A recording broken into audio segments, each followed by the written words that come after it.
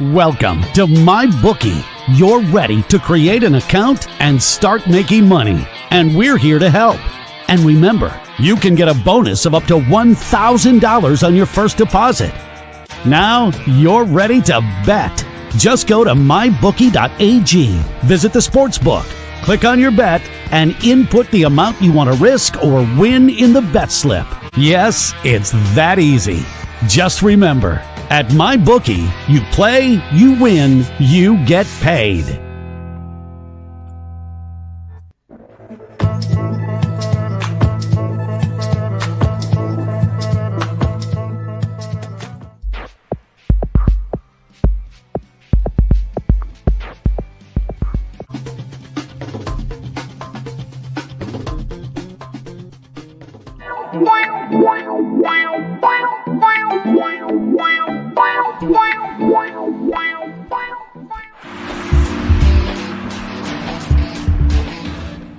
Change your game with the all-new Pro Rock Hockey Stick, a Canadian company providing a top-of-the-line twig at an affordable price. Pro Rock sticks are extremely lightweight, balanced, and provide the perfect kick point. Get your fully customized stick today at ProRock.com. Play like a Pro Rock.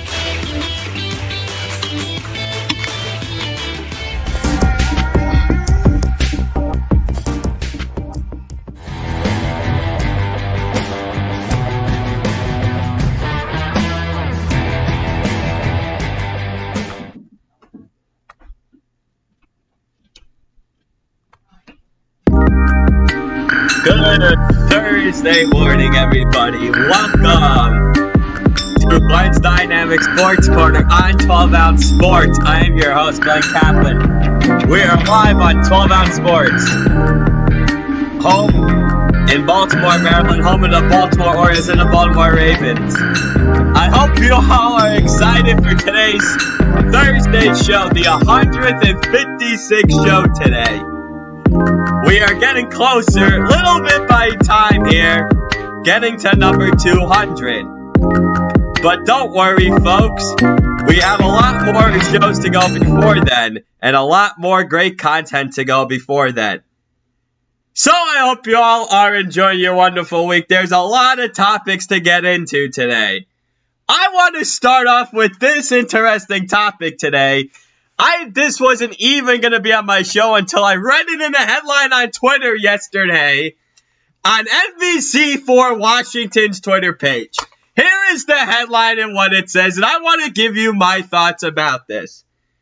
So according to a headline from NBC4 Washington, D.C., this was a developing story yesterday, a headline yesterday on Wednesday, developing Dan Snyder's buying out the Washington football team's minority owners and will become the sole owner. The NFL says he has one approval and a second one is pending.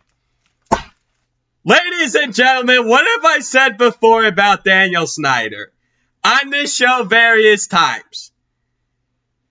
He is not fit with his past history to be an owner of an NFL franchise anymore.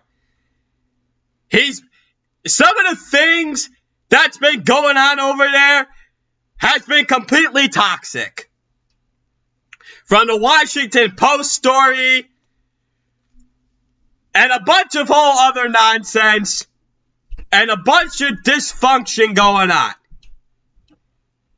I thought after that Washington Post story, the NFL was going to force him to sell. But here we are, sitting here on March 25th, that Dan Snyder is going to single-handedly be the sole owner of the Washington football team, which is utterly ridiculous. How is he a sole owner? I guess you know what the old phrase is, money talks, right? It's all about the money when it comes to the NFL. And if he's going to make the NFL money, then he ain't going anywhere. That's the unfortunate truth. And he's worse than Jerry Jones is. And I know we get on Jerry Jones, and I get on John Marin and Steve Tisch, New York Giants, and then Jeffrey Lurie, the Philadelphia Eagles, and the whole entire NFC East. But the reason it feels like the culture is changing in Washington is simply because Riverboat Ron Rivera is making him a good-looking man. That's what it comes down to. Maybe Ron Rivera should be the owner and not Daniel Snyder. But what he also has to deal with next year is that they need a new team name, and they should personally stick with they shouldn't stick with the Washington football team. I think they should change it to the Washington Red Tails. I just find it hard to believe, with what's been going on recently with Daniel Snyder, that he's going to be a sole owner? You can't make this stuff up. I wish I was. But it's simply, I guess they say it is what it is. Nothing we can do about it. I don't think he should be an owner in the NFL, as I said thousands of times on this show. But he still is. I guess Roger Goodell wants his money. That's all I guess I could say on the matter for now. And they won the division at 7-9 last year with the NFC East. You could thank the Philadelphia Eagles for basically giving them that game. And no, I'm not going to change my stance on it at all. But that's the way I always am, and always have been, and always will be. Hashtag no filter. Go ahead. Now let's transition to the next NFC East team, the New York Giants. Joe Judge, the culture changer, forever it seems, for this franchise. And he is the best coach they have had since Tom Coughlin.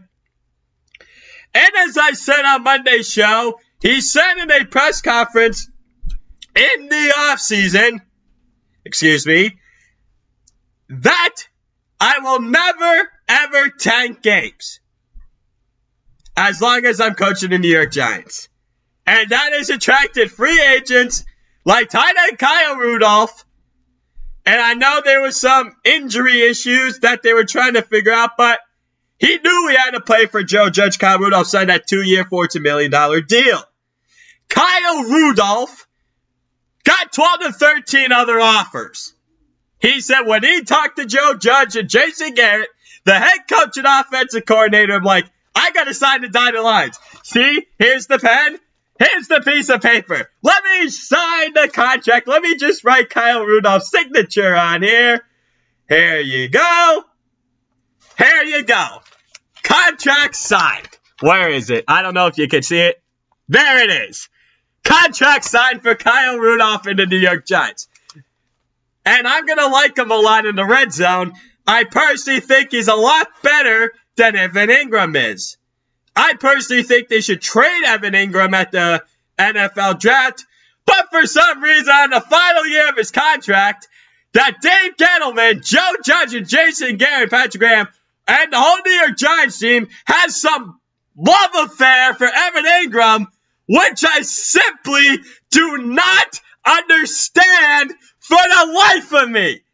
How can we sit here this morning and say that we love Evan Ingram when he was solely responsible for Daniel Jones's half-interception total mark last year? That's what I'm saying. Kyle Rudolph is an upgrade for this New York Giants team.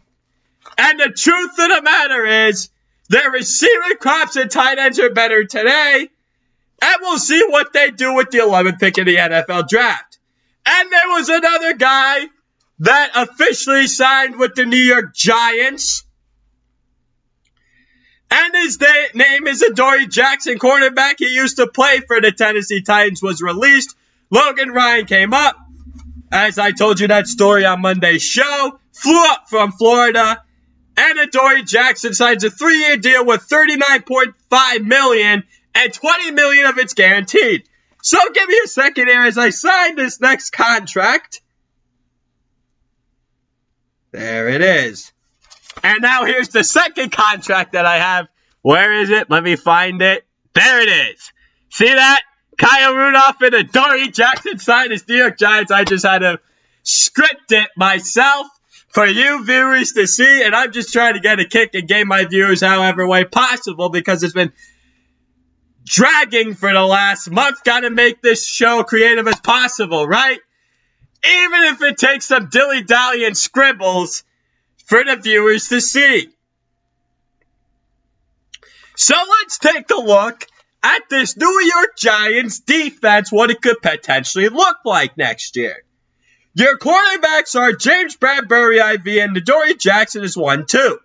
Isaac Yiadom is your number 3. Your starting safeties are Jabril Peppers and Xavier McKinney, and I expect Xavier McKinney to pop in his second year with the New York Giants. And you also have Jabril Peppers, who also played a huge part in the recruiting game. Yeah, and I know Adoree Jackson said it felt like recruiting, but it is what it is. So, nickel and dime players, Logan Ryan, Julian Love, and Darnay Holmes. Your current starting linebackers, it's a weak point on the defense. You have Tate Crowder, Carter Coughlin, Blake Martinez, Ryan Anderson, and Reggie Ragland. And the starting defensive line could be Leonard Williams, Dexter Lawrence, and Austin Johnson. So you might draft a linebacker like Micah Parsons, another 11 overall, or Josh Uche-Kwity-Paye, as I mentioned on Monday's show. Those are 3 names on the defensive side of the ball to keep an eye on moving forward. So, as I've always mentioned, Joe Judge is the culture changer overnight, and General Manager Dave Gettleman might be in his final season of the New York Giants anyways. As I said about David Gettleman, Joe Judge is helping him out, and a big special help out in their front office by Kevin Abrams, the assistant general manager who's done a wonderful job with restructuring the contracts. And we'll see how offense coordinator Jason Garrett does, and so does defense coordinator Patrick Graham, can now do his man-to-man coverages and go with a ton of blitzes. Now let me get into my next segment here. March Madness Sweet 16 preview. Yes, and I know it pains to say it that Florida's not in the Sweet 16. My brother Jacob, he busted me this morning. I'm like, okay, whatever. I'm like, I don't need to be reminded about the pain, the torture, and the misery about it. But let's go quickly. What will happen in this weekend's Sweet 16 games? So let's start with Saturday's matchups between number 12 Oregon State versus number 8 Loyola Chicago, 2:40 p.m. Eastern on CBS. You know what I have to say simply about this game? Don't bet against Sister Jean. Don't do it. You're going to pay the price if you do. Let me take Loyola Chicago in this one. And I like them convincingly over Oregon State. Next matchup in this one. Number 5 Villanova versus number 1 Baylor, 5:15 p.m. Eastern on CBS. I like Baylor in a close one, but I think Villanova can pull off the upset. Baylor is very good defensively. I think Villanova might struggle to score in this game, and this might be the game where they miss Connor Gillespie. Number 15 Oral Roberts versus number 3 Arkansas, 7:25 p.m. Eastern TBS. The Arkansas Razorbacks in a 20-point blowout. You can bookmark that one in the bank. The Arkansas Razorbacks over Oral Roberts by 20 or more this weekend. That is my lock of the weekend, baby. Give me Arkansas to smash away Oral Roberts from the NCAA tournament. And boy, I hope that happens. Next up, number 11 Syracuse versus number 2 Houston, 9:55 p.m. Eastern TBS. You know what? I'm leaning towards Syracuse. Nothing against Houston, but I like Jim Boeheim and his experience, and for some reason, his team works magic. As a double-digit seed for some reason. And Buddy Boeheim is a complete sharpshooter. So, we'll see how he does here. Sunday's games, 2:10 p.m. Eastern on CBS. Number 5 Creighton versus number 1 Gonzaga. Gonzaga wins this one easily, led by Jalen Suggs and Andrew Nembhard. And Tilly, he's a very good, he's got the beard and the mustache. I'm telling you, Gonzaga wins this one by double digits, 10 to 15, maybe 20 points. Number 4, Florida State versus number 1, Michigan, 5 p.m. Eastern, CBS. I'm taking Michigan in a close one. I think Florida State makes it scrappy for a while, but I think Michigan has more shooters, and that's going to be the difference against Florida State. And I think Florida State's going to be prone to making a bunch of turnovers. It could be like the time when they were playing Georgia Tech in the ACC championship game. And I think Michigan, led by Juwan Howard's squad, will get to the Elite Eight over Florida State squad. Number 11, UCLA versus number 2, Alabama. I'm taking Alabama in a close one as much as it pains me to say it. I hope UCLA wins. But I think Alabama is a little bit better defensively, and I think they shoot a little bit better. And personally, Nate Oates might be the best coach in the country right now.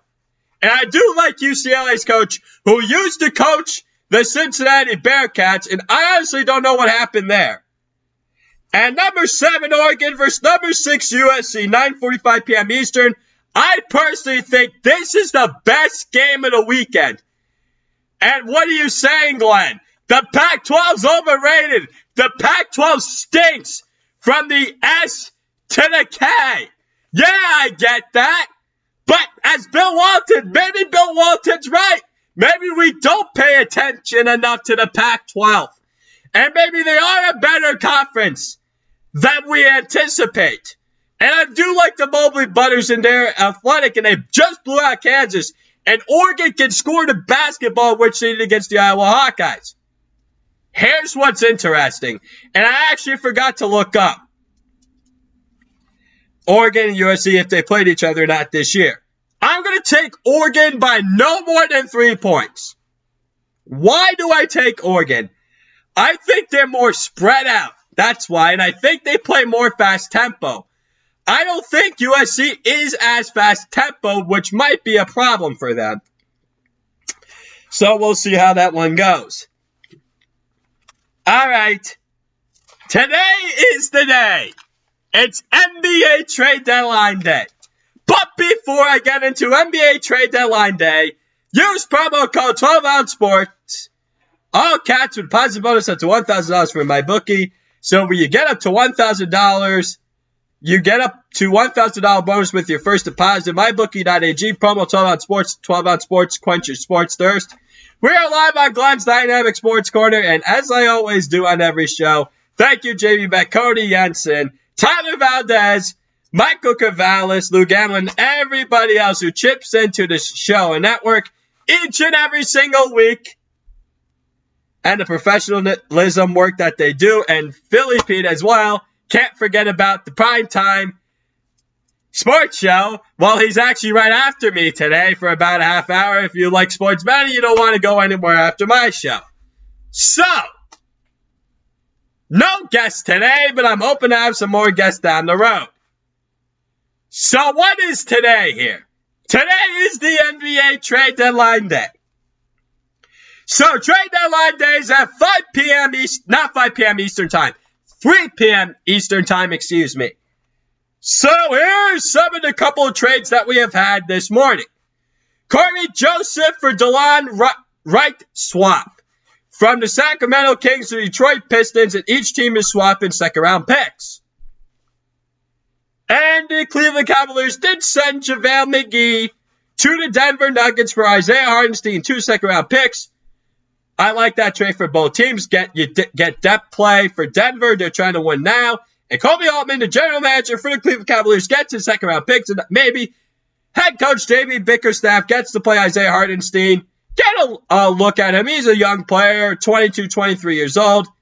Maybe 24, 25. But we'll see if he actually plays or not. There's always those DFS value guys. Maybe he's one of them. I joked in my mind this morning saying Isaiah Hartenstein, future great value DFS player on either DraftKings or FanDuel. So, what are the other potential trades that may go on today? We potentially could have point guard Elfrid Payton, the New York Knicks, on the move.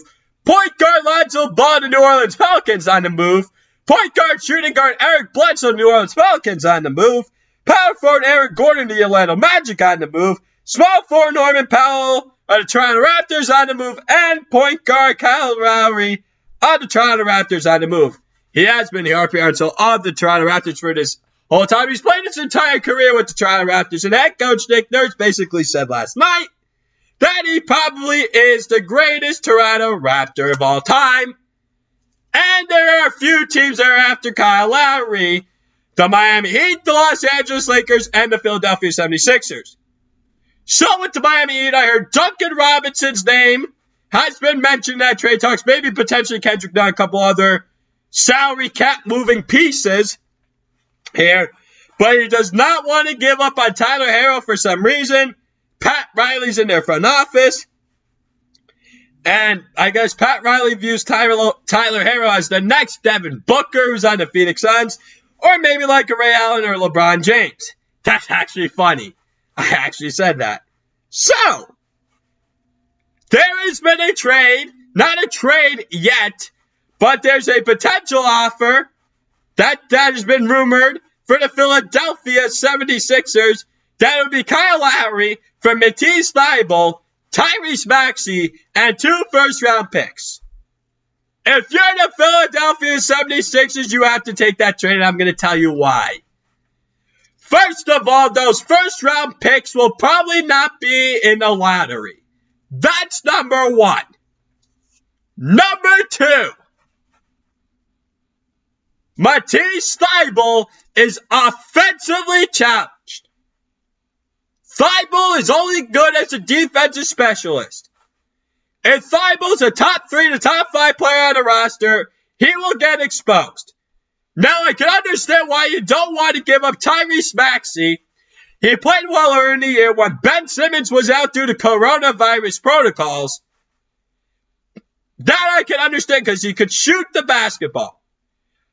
But you cannot hang on to a guy that might be a future piece in 2 to 3 years to now when you are in a win-now situation with Giannis Antetokounmpo and the Milwaukee Bucks, and when the Brooklyn Nets have Kevin Durant, James Harden, and Kyrie Irving in the same conference. Because it's the Philadelphia 76ers number 1, Milwaukee Bucks number 2, and Brooklyn Nets number 3. Argue who you want who wants to come out of the East. But that's what I think is going to happen. I would make that trade if I was the Philadelphia 76ers. I understand Daryl Morey is a very smart president basketball operations kind of guy. And I'm happy for Philadelphia 76ers fans that he's much better at making basketball operations decisions than Elton Brand was, who's still currently the general manager. And ownership's like, Elton Brand, stay out of the way. Daryl Morey's got this because he did this a lot with the Houston Rockets, and they were very good. Look at them now without him. They're a catastrophic mess. They lost 20 straight. But the thing was, they were good enough. And even when they lost 20 straight games, they're not even still the worst team in the NBA. It's still the Minnesota Timberwolves, led by Anthony Edwards. So we'll see where these potential trades go. With Kyle Lowry, Norman Powell was asked after the game yesterday, I want to be with the Toronto Raptors, but I understand at the end of the day it's a business. He's a free agent. Maybe he'll come back to them next year if you were to get traded. That does happen a lot. It happens a lot in baseball. Remember Aroldis Chapman, he got traded to Chicago Cubs, won a World Series with them, then went back to New York Yankees the next year. They got a ton of prospects. But I am going to get to the MLB preview in just a couple of minutes on this show, on this 156th show. So, now let's get into the NHL game recaps. Let's start with the New Jersey Devils and the Philadelphia Flyers from the other night. So, the New Jersey Devils took down the Philadelphia Flyers by a final score of 4-3 on Tuesday night. And here's what I took away from this game. New Jersey is 4-1-1 in their last 6 games. The Philadelphia is only 1-4. The more I see the Philadelphia Flyers struggle, the more I'm confident that the New York Islanders, the Washington Capitals, the Pittsburgh Penguins, and the Boston Bruins will all be representing the East Division in the Stanley Cup playoffs this year, unless some way, somehow, the Philadelphia Flyers can get their act together, or the New York Rangers or the New Jersey Devils somehow get hot, which I personally do not see happening. The Devils are just trying to find what kind of team they are this year. They have young guys who are hungry. They just want to get things right. And the Buffalo Sabres, I'll get to them in a minute. They're just a catastrophic disaster and the worst team in the National Hockey League by a mile. And it's honestly rather sad to see. So, Philadelphia, I think Carter Hart's a one-year wonder in that. Maybe former general manager Ron Hextall knew what he was talking about, who's now with the Pittsburgh Penguins, knew what he was seeing. While he must like Tristan Jarry a lot better. So, what happened in this Devils-Flyers game, the 4-3 recap on Tuesday night? So, first period goes New Jersey Devils, Michael McLeod, 9:52 mark, assisted by Ty Smith and Andreas Janssen. Philadelphia Flyers, best player all year, Joe Farabee, 12:43 mark, power play goal, assisted by Jakub Voracek and Ivan Provorov. New Jersey Devils, Kyle Palmieri, 19:54 mark, 6 seconds remaining in the first period, assisted by Jesper Braden and Janne Kukkonen. And I tell you something, these New Jersey Devil players are playing with grace and class this year because they're willing to learn, they're willing to work on stuff every single day. They play hard, they're hungry, they're willing to grow and adapt. And that's what you want from young players. When you see the New Jersey Devils play, they at least try.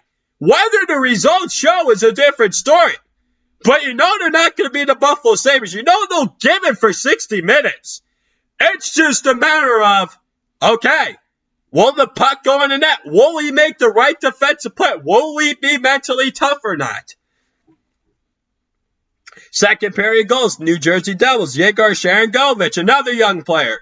At the 10:28 remaining in the second period mark, assisted by Travis Zajac and Janne Kukkonen. New Jersey Devils, Travis Zajac, 19:36 mark. 24 seconds remaining in the second period. Assisted by Ty Smith and Yegor Sharangovich.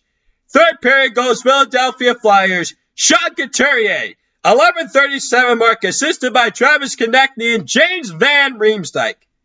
Philadelphia Flyers, Sean Couturier, 18:58 mark, assisted by Jakub Voracek and James Van Riemsdyk with 6-on-5.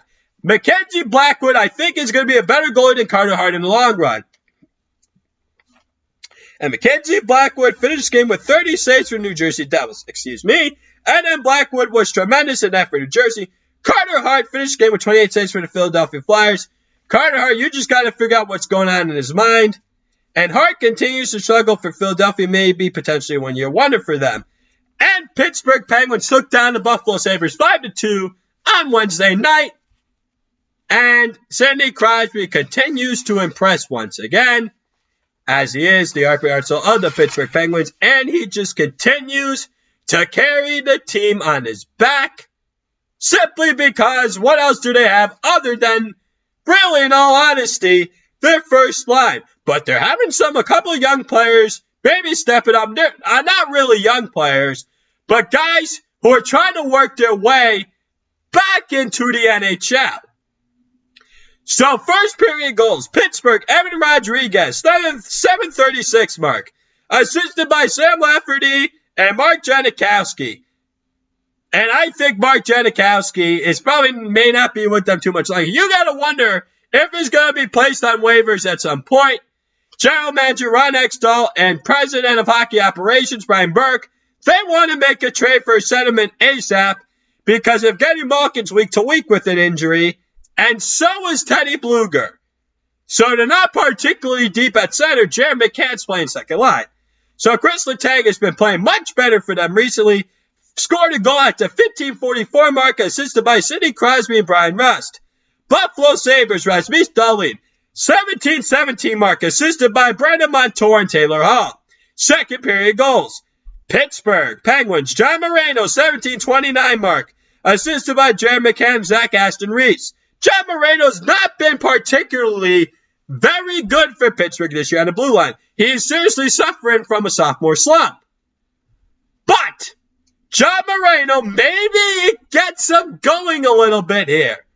John Moreno, he's had unfortunate bounces that got him and their own back in the net. But I think he's going to be okay. And then Zach Aston Reese, short-handed goal, 19:36 mark, 24 seconds remaining second period, assisted by Frederick Gaudreau. You want to know how that goal was set up? The Buffalo Sabres have a power play, and it's actually a top 10 power play in the league. They were actually ranked 9th. The Pittsburgh Penguins, for some reason, actually have one of the bottom worst penalty kills in the entire NHL. That's probably because they lost shot against Martin, New York Rangers. But also, they're getting a little bit better there, too. So Frederick Gaudreau forces a turnover. He basically outmuscles Rasmus Dahlin on that play. He attempts a shot at Dustin Tokarski. He gets saved, but then Zach Aston Reese fouled up with the rebound shorthanded. And Mike Sullivan praised Frederick Gaudreau and roots for guys like that because he's worked his way back into the NHL. He was a third and fourth liner back in 2017 with the Nashville Predators. And that Stanley Cup run where they lost in 6 games as the number 8 seed against the Pittsburgh Penguins in 6 games and when they won back-to-back Stanley Cup champions. And that's what the Tampa Bay Lightning are trying to do this year, but we'll see if it actually happens. And they're currently the President's Trophy leaders right now.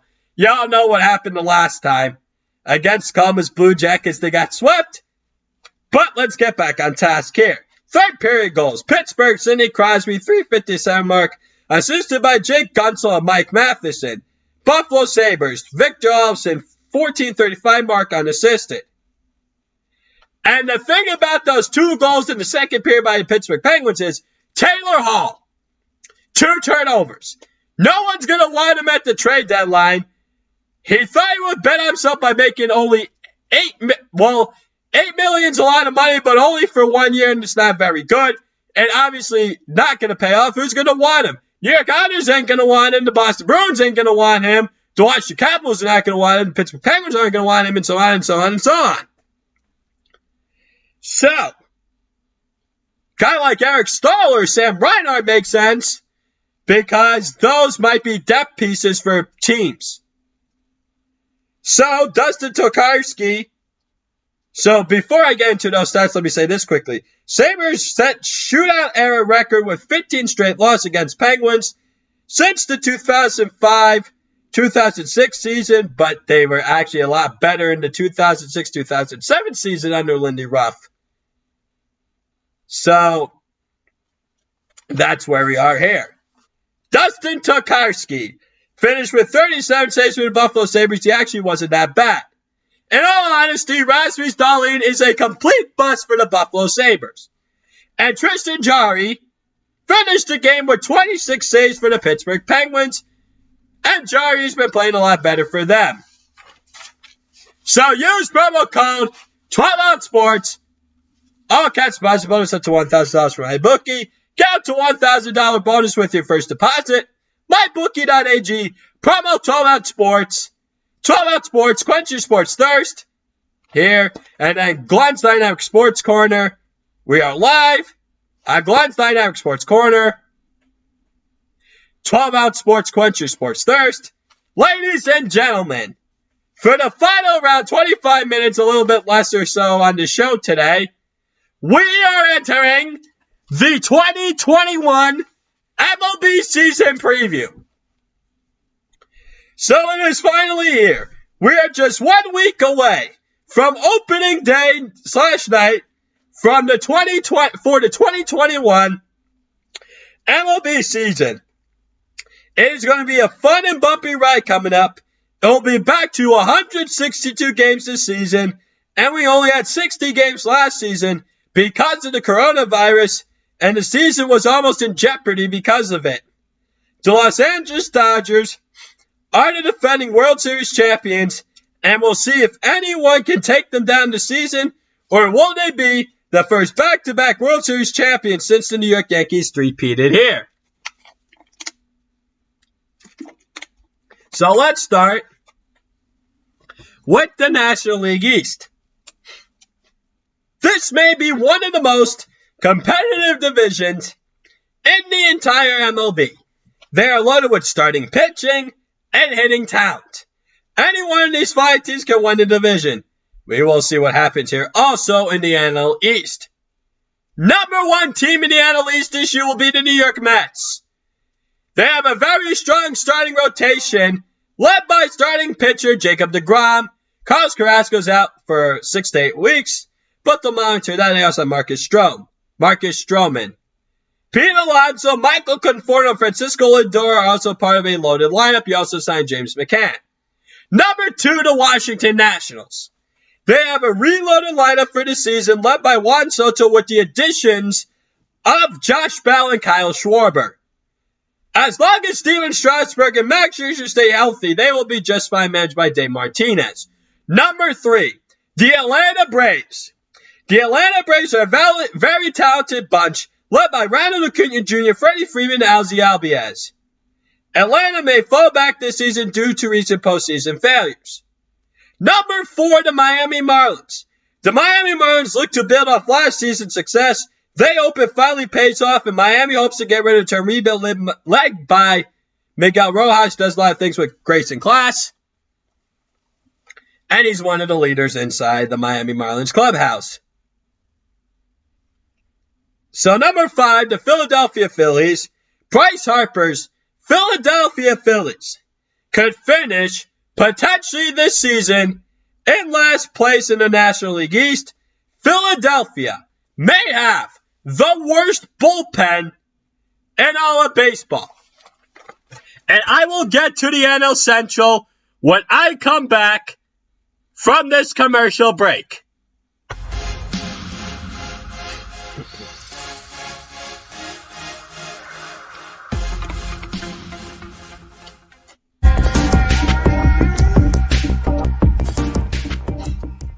Welcome to MyBookie. You're ready to create an account and start making money. And we're here to help. And remember, you can get a bonus of up to $1,000 on your first deposit.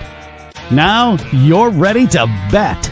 Just go to mybookie.ag, visit the sportsbook, click on your bet, and input the amount you want to risk or win in the bet slip. Yes, it's that easy. Just remember, at MyBookie, you play, you win, you get paid.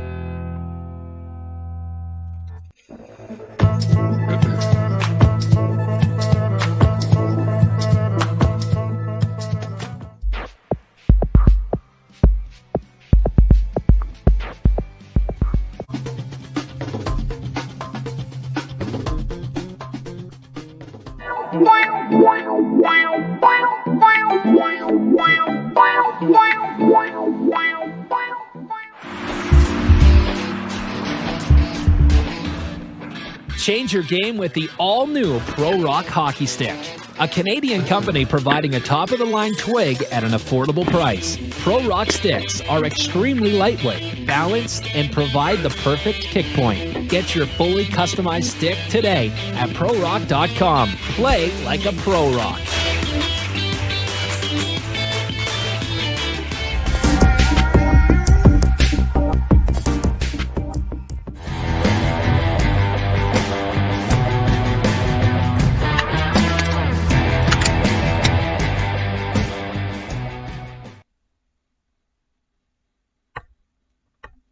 Ladies and gentlemen, before I get right back into the NBA here, I have breaking news to break to you. Number 1, we have a trade. The Chicago Bulls have received Nikola Vucevic and Al-Farouq Aminu from the Orlando Magic for Wendell Carter Jr., Otto Porter Jr., and 2 first-round picks. That's trade number 1. Trade number 2. The Boston Celtics have received Evan Fournier from the Orlando Magic for 2 second-round picks. So that was Boston. Evan Fournier goes to Boston. 2 second-round picks go to Orlando, So those are the trades that we have here on the show. So now let me get back into baseball here. Let's go back to the National League Central. This could be one of the weakest divisions in all of baseball. It wouldn't be surprising to see only one team make it to the MLB playoffs from this division. There are a couple of really bad teams in this division that could lose over 90 to 100 games easily, for sure, here as well. Around 85 wins may be enough to win this horrid NL Central. Number 1, St. Louis Cardinals. The new acquisition of third baseman Nolan Arenado will have this baseball team ready to roll. The St. Louis Cardinals are always the most fundamentally sound baseball team, and they are the San Antonio Spurs NBA team of the MLB. Number 2, the Milwaukee Brewers. Milwaukee will have a really good bullpen again, and they are led by outfielder Christian Yelich. Will they have enough starting pitching to get them over the top? That's always Milwaukee's biggest problem every year. They have the bullpen, they have the offense, but they never can find that one frontline starter that can push them to either make the playoffs or get to a World Series. Because they have one of the most underrated farm systems in all of baseball. Number 3, the Cincinnati Reds. Cincinnati will have the bets ready to roll, led by Nick Senzel, Eugenio Suarez, and Joey Votto. Will they have enough starting pitching? Well, Luis Castillo and Sonny Gray will be the 1-2. And the departure of Trevor Bauer, in all honesty, hurts the Cincinnati Reds. But the Achilles heel of the Cincinnati Reds may be their shaky bullpen. Number 4, the Chicago Cubs. They have the talent to win the division with Javier Baez, Chris Bryant, and Anthony Rizzo. But will Chicago's pitching, will it cause them to be sellers at the trade deadline? Won't it be? Because I saw that starting rotation for Chicago. They're going to be beat around the bush so many times this year. They're going to give up so many home runs. And it's not even going to be funny. The Chicago Cubs will be a fun watch offensively. But they're going to lose a lot of games like 11-10, 10-9, 14-11, maybe a 15-14 game. Number 5, Pittsburgh Pirates. There's no needed explanation for the Pirates to be in last place. Pittsburgh has the worst roster in baseball, and who could blame third baseman Brian Hayes for turning down a contract extension already with them? National League West. This could be an extremely top-heavy division. The bottom teams could also lose somewhere between 90 and 100 games easily. The third place team will finish around the 500 mark, and they won't be viewed as bad or as good as some of the other teams in this very interesting division. The NL West will be a very tough division to figure out here as well. So number 1, the Los Angeles Dodgers. They are stacked and loaded with Cody Bellinger, Justin Turner, and Mookie Betts. Clayton Kershaw, Walker Buehler, and Dustin May will lead Los Angeles rotation. And will they go back-to-back World Series champions here? Stay tuned when I announce who might play off field. Number 2, the San Diego Padres. San Diego will be one of the most electrifying teams in all of baseball. Will the Padres have enough with Fernando Tatis Jr., Eric Hosmer, and Will Hernandez leading the way offensively or no? Number 3, the Arizona Diamondbacks. The Arizona Diamondbacks will have a decent starting pitching rotation led by Madison Bumgarner. Will Arizona be good enough offensively with Ketel Marte running the show? Number 4, the Colorado Rockies. The Colorado Rockies will have a new face in Trevor Story. The starting pitcher, what I meant by new face with Trevor Story, a new face in the franchise because they trade away Nolan Arenado, the third baseman. The starting pitcher will be a bumpy ride in the Rockies Mountains wannabe once again. They, for some reason, have struggled to find starting pitching in their drafts. Is it maybe because they don't know how to evaluate it, A? Or B, is it just because they play in simply the Rocky Mountains and the ball elevates a lot more in the Mile High City? Next up, at number 5, the San Francisco Giants. So the San Francisco Giants will be the worst team by far in this division. San Francisco won't be able to hit much, and Buster Posey is way past his prime. American League East. This division is also loaded with very quality teams. This could be one of the divisions that potentially could have 3 teams be in the American League playoffs this season, and it wouldn't be a surprise at all. The thing is, will it be the case, or will it be something else with the AL East division? Number 1, the Toronto Blue Jays. The Toronto Blue Jays are finally ready to make another deep playoff run. With George Springer's leadership and Vladimir Guerrero Jr.'s bat and that deep lineup propel them in the postseason or no? Number 2, the New York Yankees. The New York Yankees should be good from top to bottom with Aaron Judge, Giancarlo Stanton, and Gary Sanchez. Will the underrated starting rotation led by Luis Severino and Jameson Time be healthy enough or no?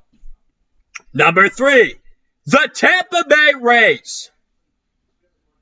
The Tampa Bay Rays may experience some World Series fatigue from last season.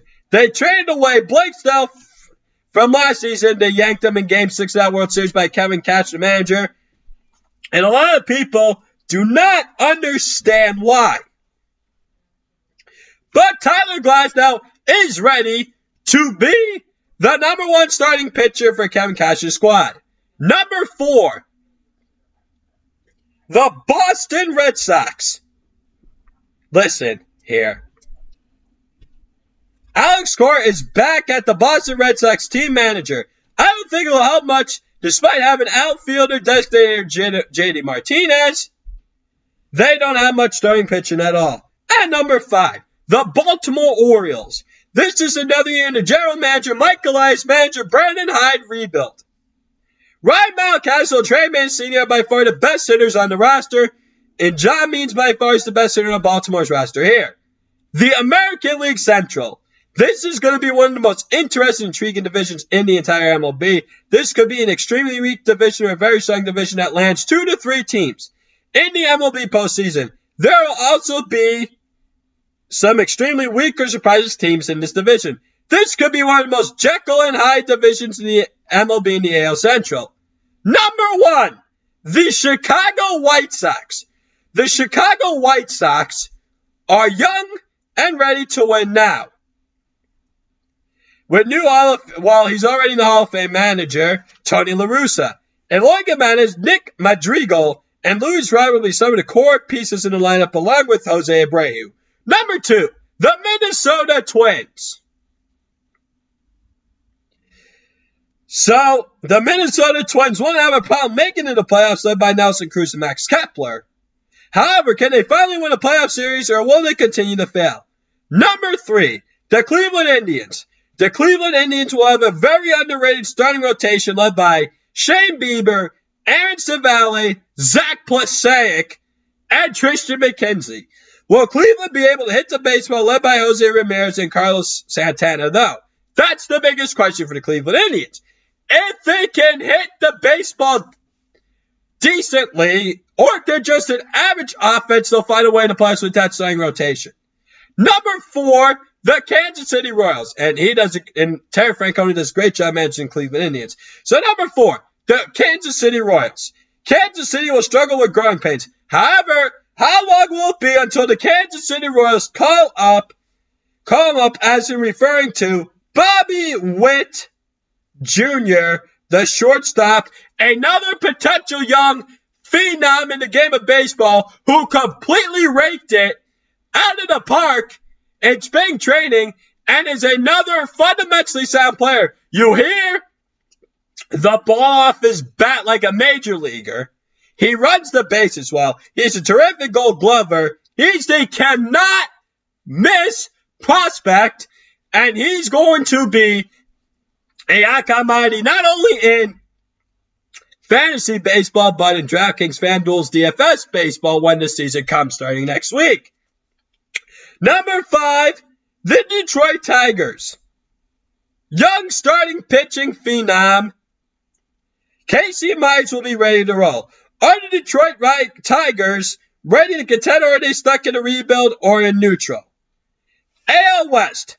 The division could potentially be the weakest in all of baseball. There is a team or two talented enough to potentially win 90 games, but it could be lower than that. We will see how that works out in the long run.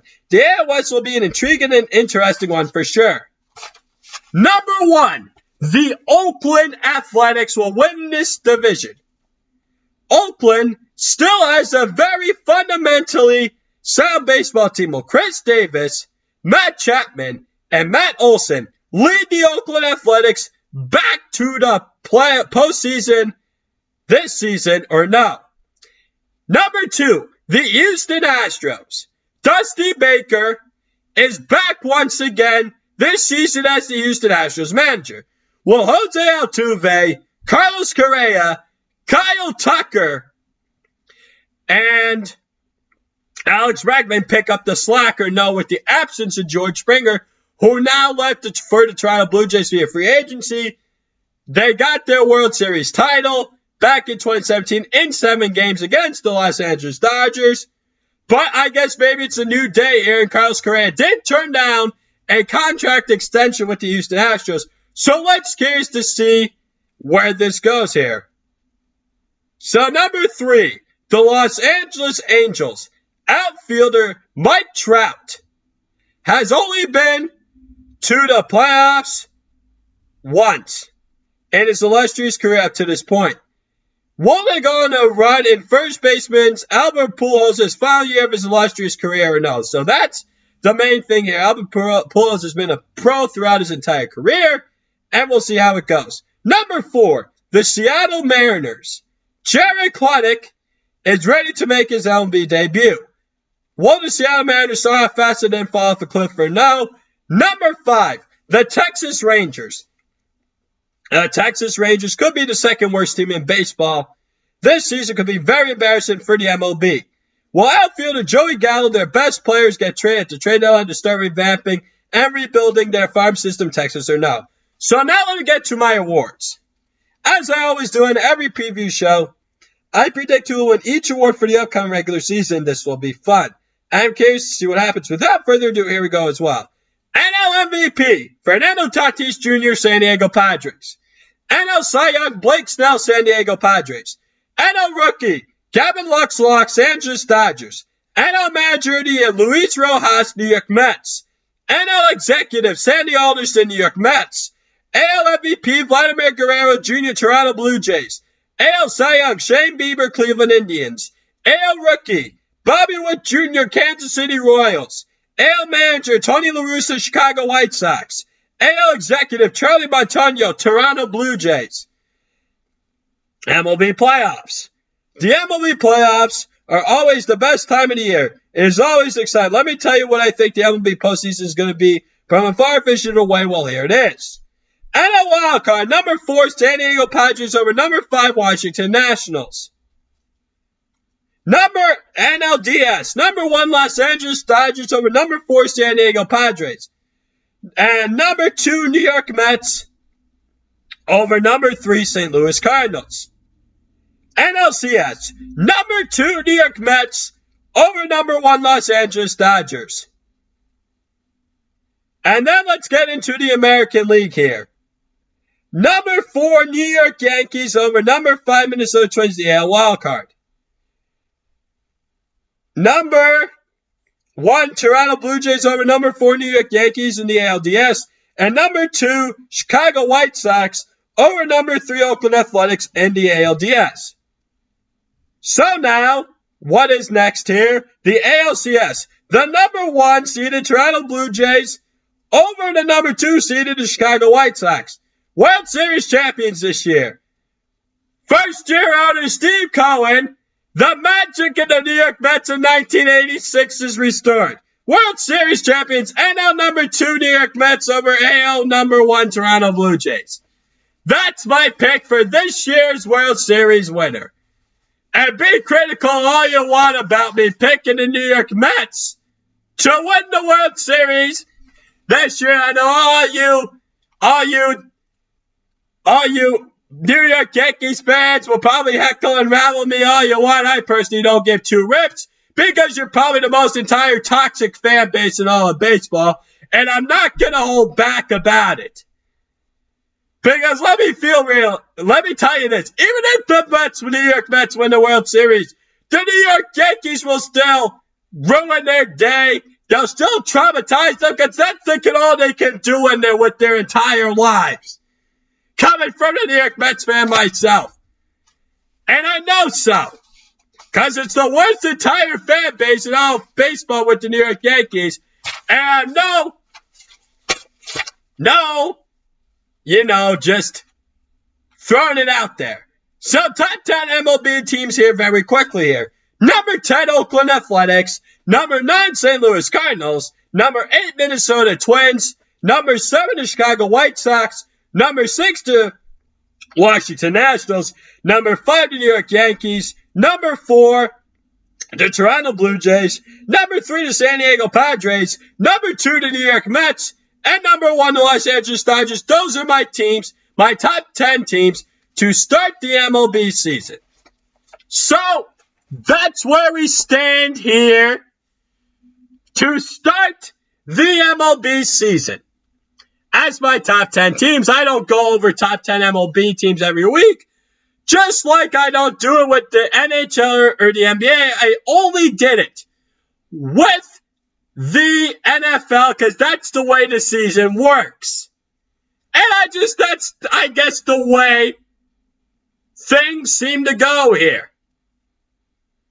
So I thought this was a pretty good show today. One of my stronger shows in a while. Hopefully it does drive up the ratings, which I'm hoping for. Oh, baby. Those are my top 10 MLB teams. And ladies and gentlemen, I'm out of time here. Thanks for tuning in Glenn's Dynamic Sports Corner. I hope you all enjoy the rest of your day, your weekend as well here. I will not be on the air on Monday. I will be back at the same time next Thursday. Oh, it's April Fool's, baby. Ladies and gentlemen, just be careful of April Fool's next week. Use promo code 12 Sports. All catch spots bonus up to $1,000 for my book. You have a great weekend, everyone.